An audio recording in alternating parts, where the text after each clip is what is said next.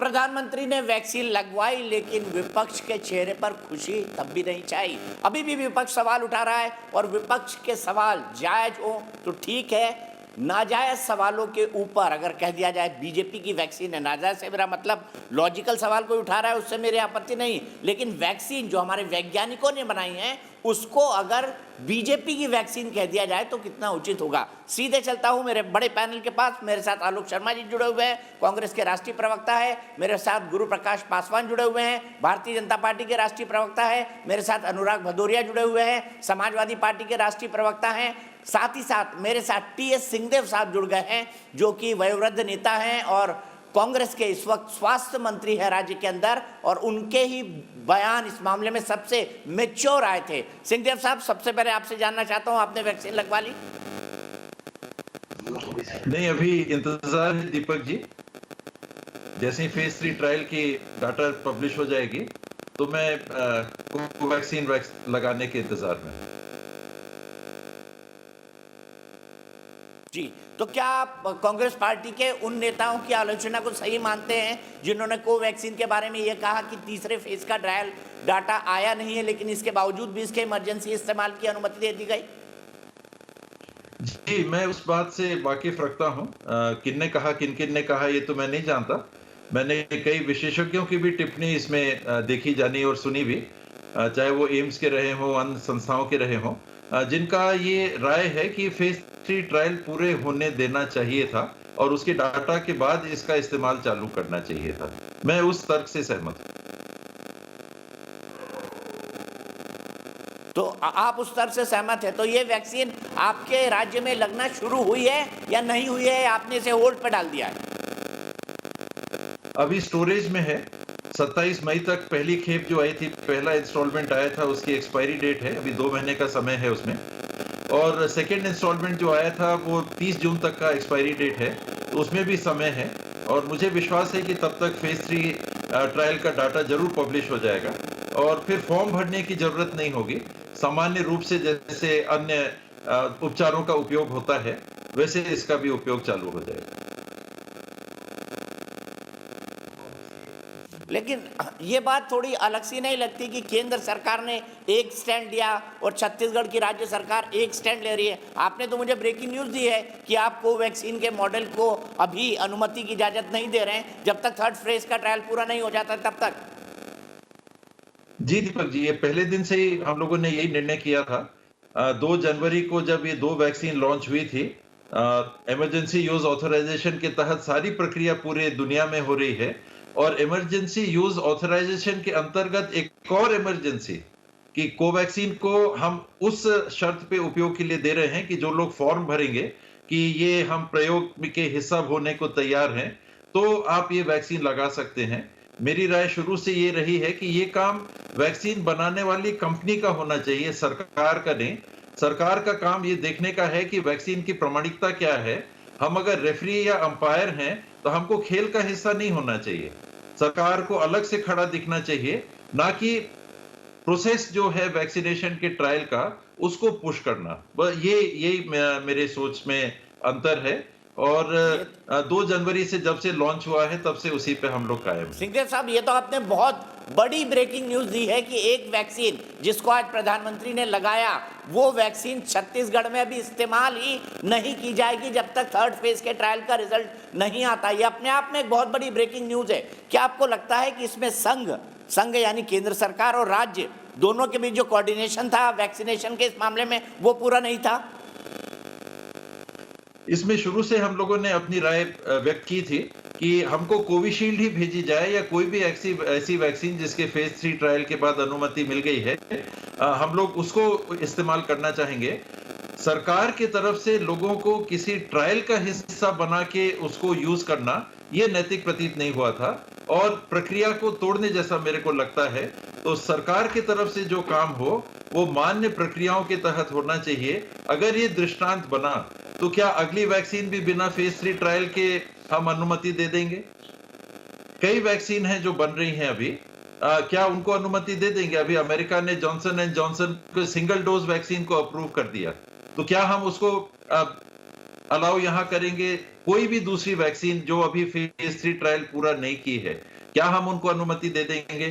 तो मेरे को लगता है ऐसा नहीं होना चाहिए। और वैक्सीन की कमी हो, ऐसी मारामारी हो कि वैक्सीन ही नहीं है, कोई दूसरा विकल्प नहीं है, तो हम मजबूरन हम इसको यूज करें, वो भी ऐसी स्थिति नहीं है। पर्याप्त संख्या में फेज 3 ट्रायल की हुई वैक्सीन उपलब्ध है। आपने कहा फेज 3 ट्रायल, आपके अनुमान के मुताबिक ये फेज 3 ट्रायल कब खत्म हो जाएगा और कब बिना पर्चा लिखे या सिर्फ रजिस्ट्रेशन करके इंजेक्शन लगना शुरू हो जाएंगे वैक्सीनेशन के लिए? मुझे आश्चर्य है अभी तक क्यों नहीं हुआ, क्योंकि फेज 3 ट्रायल के लिए हम लोग को बताया गया था कि करीब 28,300 लोगों को पे फेज 3 ट्रायल करना था और उस समय तक 24,800 के आसपास हो चुके थे जब ये अनाउंस हुआ था। तो मात्र 2-3 हजार लोग तो बचे थे जिन पे फेज 3 ट्रायल होना था। उससे कई गुना ज्यादा लोगों ने शायद कोवैक्सीन लगा ली होगी। माननीय प्रधानमंत्री जी ने आज लगाई, उसके पहले तो वो सारा डाटा कोलेक्ट करके और उस पर फिर हमको निर्णय ले लेना चाहिए, उसको पेंडिंग नहीं रखना चाहिए। 42 दिन की बात जरूर हो सकती है कि आपने लगाया उसके 42 दिन, लेकिन अब तो सेकेंड शॉट हो चुके हैं, कई लोगों ने सेकेंड शॉट ले लिए।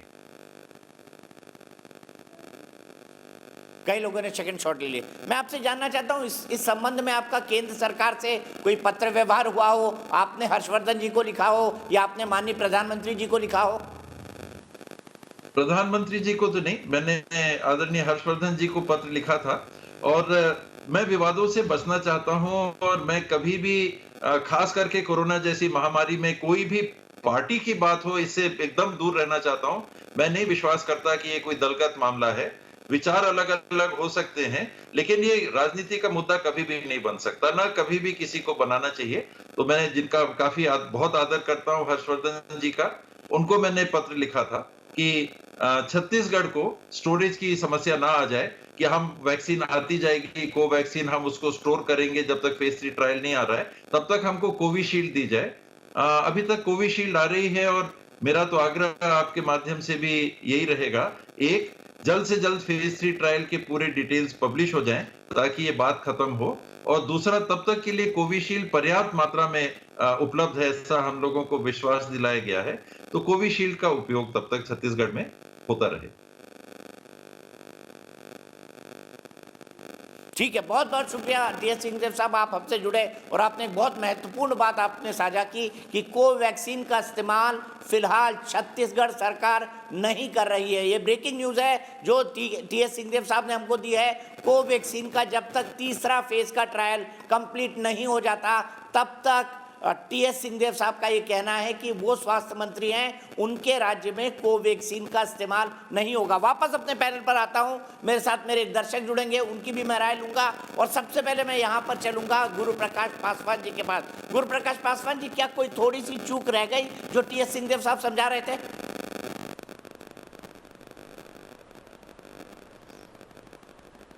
नहीं, देखिए दीपक जी, मैं उनकी बातों को बहुत ही ध्यानपूर्वक सुन रहा था। बहुत ही वरिष्ठ नेता हैं, उनका काफ़ी लंबा चौड़ा अनुभव भी है, लेकिन ये सेलेक्टिवली बात करना मैं उचित नहीं समझता हूँ। डीसीजीआई ने एक इमरजेंसी यूज़ ऑथराइजेशन कोवैक्सीन को दे के रखा हुआ है और डॉक्टर कृष्णा एल्ला, जो कि भारत बायोटेक के ओनर हैं, उन्होंने भी ये स्पष्ट किया है कि 1 से 2 हफ्ते में ये फेज 3 का भी मामला समाप्त हो जाएगा। लेकिन जानबूझ करके आत्मनिर्भर प्रोडक्ट जो कि हमारे देश में बना है, उस पर ऐसे प्रश्न चिन्ह करना उचित नहीं है। उसको हम लोगों को और इंकरेज करना चाहिए। जो आत्मनिर्भर भारत का नारा आदरणीय प्रधानमंत्री जी ने दिया है, उससे जन जन को बल मिला है। लेकिन जानबूझ करके समस्या कांग्रेस के लोगों को इस बात से है, जिस देश में वीआईपी कल्चर संस्थागत हो गया था, जिस देश में लाल बत्ती को आदरणीय प्रधानमंत्री जी ने समाप्त किया, वो अपने चांस के लिए वेट करते हैं कि भाई आयु के अनुसार जब मेरा समय आएगा, जब मेरा टाइम आएगा, तब मैं लगवाऊंगा। एक आम आदमी की तरह जाते हैं और लगवाते हैं। ये कांग्रेस के लोगों को पचती नहीं है, जो कि शुद्ध रूप से परिवारवाद और वंशवाद के पोषक हैं। उनको ये पच नहीं रहा कि भाई वीआईपी कल्चर समाप्त कैसे हो सकता है। निरंतर इस प्रकार के प्रैक्टिसेस को हम लोग को डिस्करेज करना चाहिए। और अभी मैं सुन रहा था कांग्रेस के प्रवक्ता की बात, हमारे यहाँ N95 मास्क 250 रुपये में मिलता था, आज 15 रुपए में मिल रहा है। पीपी किट हमारे यहाँ नहीं बनता था, आज एक्सपोर्ट कर रहे हैं हम लोग। पूरे देश में ग्लोबल लेवल पे वैक्सीन मैत्री स्कीम के नाम से 200 से अधिक ऐसे देश हैं जहां पे भारत में बना हुआ वैक्सीन लोगों को लग रहा है। आज हेल्थ डिप्लोमेसी हो, एक नए वर्ल्ड ऑर्डर में भारत की स्थिति जो है और मजबूत हो गई है। हम लोग विश्व गुरु बनने की ओर बढ़ रहे हैं और कांग्रेस को यह बात पचती नहीं है। मुझे दुख इस बात से होता है। आप लोगों को स्वीकार करना चाहिए, संपूर्ण कालांश में, पूरे कोरोना के कालांश में, वो चाहे प्रधानमंत्री गरीब कल्याण अन्न योजना हो, प्रधानमंत्री गरीब कल्याण रोजगार योजना हो, 80 करोड़ लोगों तक खाना पहुंचे, कोई भूखा ना सोए, 5 किलो चावल, 5 किलो गेहूं, कोई भूखा ना सोए, यह सुनिश्चित किया गया था। देखिए, मुझे लगता है दीपक भाई कि सबसे ज्यादा अगर किसी की जीडीपी गिरी तो हिंदुस्तान था। बड़े देशों में सबसे ज्यादा हिंदुस्तान की गिरी है। विश्व गुरु तो बन ही रहे होंगे। अभी गुरु प्रकाश जी मैं बहुत सम्मान करता हूँ, बहुत अच्छे वक्ता हैं ये, और बहुत मेरा इनको शुभकामनाएं हैं, बहुत अच्छा बोलते हैं। लेकिन मैं आपको बताऊं, N95 मास्क में गुरु स्वामी जी 7 लेयर का मास्क होता है, जो WHO जिसको N95 कहता है। हिंदुस्तान में 2-3 कंपनियां हैं और उनकी जो प्रोडक्शन कॉस्ट है वो भी 250 रुपए नहीं आती है। N95 के नाम पर क्या क्या बिका है वो देश ने देखा है। दूसरी बात, पीपीई किट का घोटाला हुआ, सबसे पहले कहाँ हुआ? हिमाचल में। वेंटिलेटर का घोटाला सबसे ज्यादा कहाँ हुआ? आपको याद होगा, अहमदाबाद में। पीएम केयर्स फंड का पता नहीं चला कहाँ से पैसा आया और कहाँ गया। टेस्टिंग किट शुरू में जो ऑर्डर गया वो वापस जाना पड़ा चाइना को, याद होगा। आपने बिहार का चुनाव हुआ, फ्री देंगे हम मेडिसिन, उसके बाद आज आप पलट गए।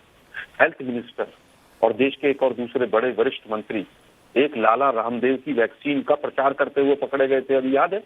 अगर कोई दूसरा देश होता तो सबके ऊपर FIR होती और सब जेल के अंदर होते, लेकिन यहाँ कोई सवाल भी नहीं पूछ सकता है। जहां तक बात है कि क्या, मैं थोड़ा सा छोटा सवाल पूछना चाहता हूँ, गुरु प्रकाश जी को तो पता नहीं होगा वैसे, क्या मोदी जी ने भी आज वो एफिडेविट भरा था कि मैं अपने रिस्क पर वैक्सीन लगवा रहा हूँ, अगर मुझे कुछ हो गया तो मैं खुद रिस्पॉन्सिबल हूँ? क्या देश को बताएंगे मोदी जी? इस सवाल का उत्तर देंगे? सीधा सवाल पूछा है मैंने, क्या मोदी जी ने एफिडेविट भरा था आज? एफिडेविट पे साइन किए सर दीपक जी, और अगर मोदी जी ने नहीं किए, दीपक जी, देश की जनता से क्यों भरवाया जा रहा है? गुरु प्रसाद जी जवाब दे रहे। गुरु प्रसाद जी, उत्तर दीपक जी, दीजिए, अगर आपकी आज्ञा हो तो मैं जवाब देना चाहूंगा।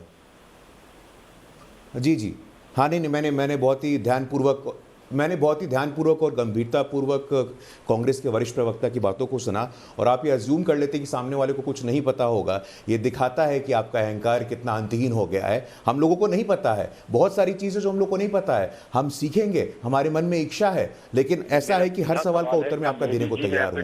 जनता में स्वीकार्यता, उसका मापदंड क्या होता है आलोक जी? जनता में स्वीकार, अब मैं बीच में नहीं, ये फिर से आप बीच में बोलते हैं, आप फिर से बीच में बोलते हैं, आपका अहंकार बोलता है, आपका अहंकार बोलता है, आप बोलने नहीं देते हैं ना। देखिए, मैं उम्र में छोटा हूं, मैं आपसे तेज चिल्ला सकता हूं, मैं उम्र में छोटा हूं, आपसे तेज चिल्ला सकता हूं। के पास जाना जरूरी है। अनुराग भदौरिया जी, मैं हाथ जोड़कर कह रहा हूं, क्या आप अपने राष्ट्रीय अध्यक्ष के बयान पर कायम है कि ये बीजेपी की वैक्सीन है, और क्या आप इसे लगवाएंगे? एक लाइन में जवाब। देखिए, सबसे पहली बात है तो ये अभी भारतीय जनता पार्टी के प्रवक्ता कह रहे थे कि हिंदुस्तान विश्व गुरु बन गया है या बनने जा रहा है। बिल्कुल हम चाहते हैं हिंदुस्तान विश्व गुरु बने, लेकिन भारतीय जनता पार्टी आप नहीं बना सकते। आपने जो हिंदुस्तान की हालत कर दी है, जो जीडीपी हिंदुस्तान की पहुंचा दी, 5 ट्रिलियन इकोनॉमी की बात करते थे, माइनस पे लेके चले गए आप जहां रोजगार देने की बात करते थे, रोजगार ले लिया आपने लोगों का। तो आप वैक्सीन की बात जहां तक है, सवाल आपसे नहीं है, क्या ये वैक्सीन वैक्सीन का भी जवाब दे रहा हूँ। अनुराग भदौरिया, क्या ये बीजेपी की वैक्सीन है?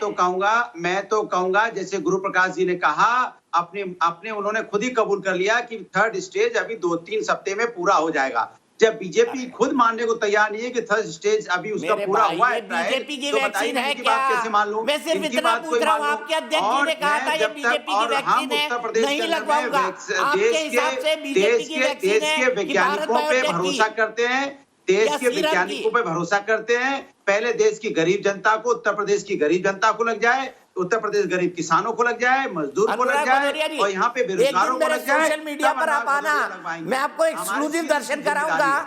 जब आप एकालाप करते हैं तो आपके बारे में लोग क्या क्या कमेंट लिखते हैं। आप जब एकालाप करते हैं ना, मैं सबके साथ एक पार्टी रखूंगा और आलोक भाई को भी दिखाऊंगा कि जब अनुराग भाई एकालाप करते हैं तो उनके बारे में क्या क्या कमेंट लिखे जाते हैं। मेरी तरफ से आप सबको पार्टी ड्यू रही, जिस दिन कोरोना वैक्सीनेशन पूरा हो जाएगा मेरी तरफ से आपको पार्टी हो जाएगी। लेकिन कोई बात नहीं, आज का दिन शुभ है, आज का दिन अच्छा है, क्योंकि वैक्सीनेशन के दूसरे दौर की शुरुआत हुई है। और हम ये चाहते हैं, हम ये समझते हैं कि कोई भी छोटा मोटा कोई भी कंट्रोवर्सी हो, उससे देश आगे निकले, देश आगे बढ़े और फिर से एक नए पथ पर चल सके, जहां से हम कह सके कि हाँ, हमारा देश विश्व गुरु बनने वाला है।